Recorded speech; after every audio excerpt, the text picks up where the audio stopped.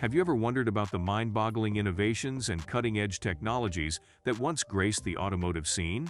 In a world where automotive innovation constantly pushes the boundaries of what's possible, there exists a realm of forgotten marvels that once adorned our favorite vehicles. But why did they disappear? What compelled car manufacturers to cast aside these jaw-dropping features that once had drivers and passengers alike in awe?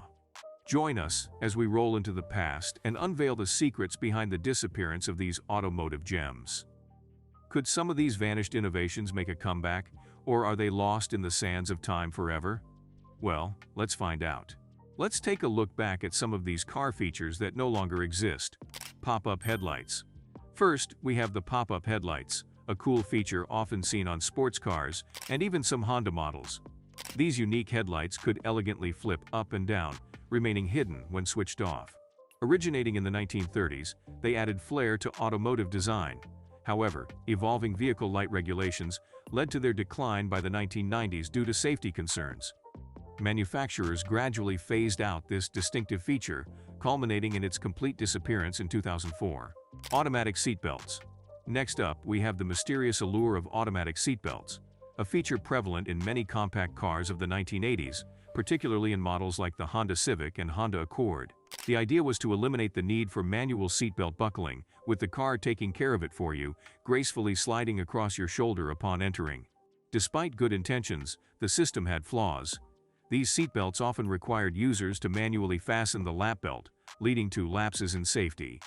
Technical glitches, like burnt-out motors or getting stuck, plagued this feature, ultimately leading to its complete abandonment by the early 1990s. Speedometer. One thing we no longer find in today's cars is a speedometer topping out at a mere 85. Even the most modest cars today easily exceed that limit. In the past, speedometers prominently featured 55 mph, as it was the highest national speed limit, aimed at promoting safety and reducing fuel consumption. Fast forward to the present, and cars on the market flaunt speedometers indicating almost twice that amount or even more, showcasing the tremendous advancements in both speed and technology. Vent windows. Up next, let's delve into the nostalgia-inducing vent windows, small triangular pieces of glass that passengers could push open to invite a breath of fresh air. In the early to mid-20th century, when air conditioning was a luxury, vent windows were essential for cooling down the cabin. However, as air conditioning became more affordable and a standard feature in vehicles, the charming vent windows started disappearing. The Ford F-150s and Dodge Rams held on to this design feature until 1996, marking the end of an era when cars embraced the natural breeze. Antennas. Then we have the era of car antennas, where buyers often grumbled about theft or damage, especially at the car wash. To tackle this, automakers introduced power antennas, a solution embraced well into the early 2000s.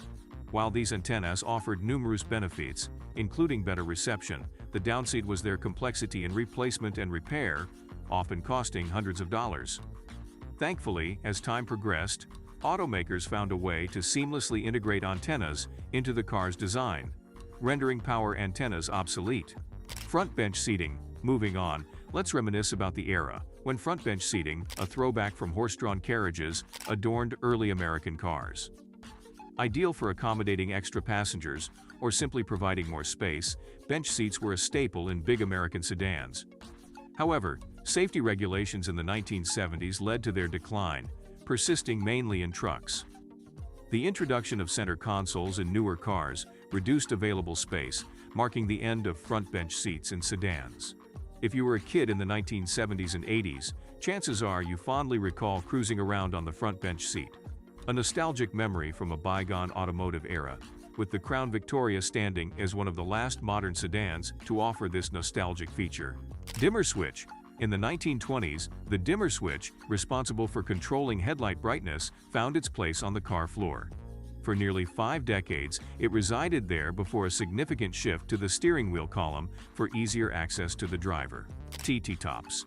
Next up, let's explore the era when General Motors introduced the removable T-top roof design, which was later adopted by many automakers and defined the iconic look of the 1970s and 1980s. However, T-tops brought their share of safety concerns, compromising the structural integrity of cars. Issues like leaking roofs and damage caused by improper storage of the glass panels further marred their popularity. Eventually, automakers phased out the T-top concept altogether. Although General Motors continued offering them as an option on some models until 2002, the safety drawbacks overshadowed the stylish allure of these once trend-setting roofs. Wood panels. Then we have the charming era when the image of a family embarking on a vacation in a wood-paneled station wagon wasn't just confined to movies, it was a reality for many. Numerous car models featured faux wood panels along the sides, creating a nostalgic aesthetic. While visually appealing at the time, the cheaply made paneling often succumbed to wear, falling off or disintegrating over time. Chrysler, among the last to embrace this trend, offered wood paneling on the town and country minivan until 1996. Today, these wood panels evoke a sense of vintage charm, serving as a delightful reminder of those classic family road trips in the iconic station wagon. Suicide doors. Up next, let's delve into a unique design feature rarely seen in today's cars, the legendary suicide doors.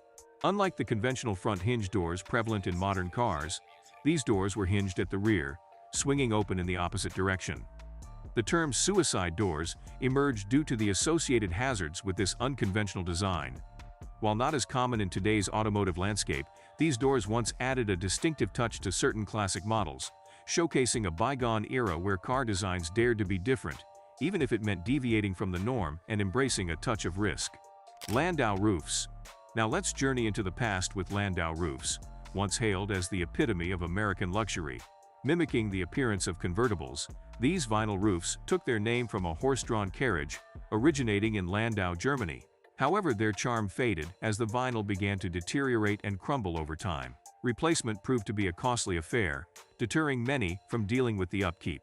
By the 1990s, this pinnacle of luxury fell out of style. Although rare, the Landau roof might still make a subtle appearance on a new Cadillac, serving as a nostalgic nod to an age when these roofs defined the epitome of elegance. Velour seats. Now, let's take a look at the era when automakers aimed to elevate the interior quality of their vehicles by introducing velour seats. These plush seating options gained immense popularity, promising enhanced comfort and luxury in cars ranging from Hondas to Cadillacs.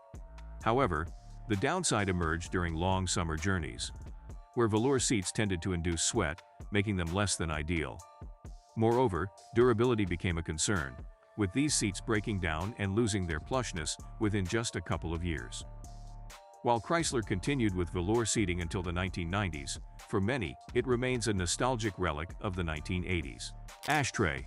Lastly, let's reflect on the bygone era when ashtrays and cigarette lighters adorned car dashboards, back seats, and rear doors, serving not only as receptacles for cigarette ashes, but also as handy storage for coins or candy. These ashtrays were a versatile convenience.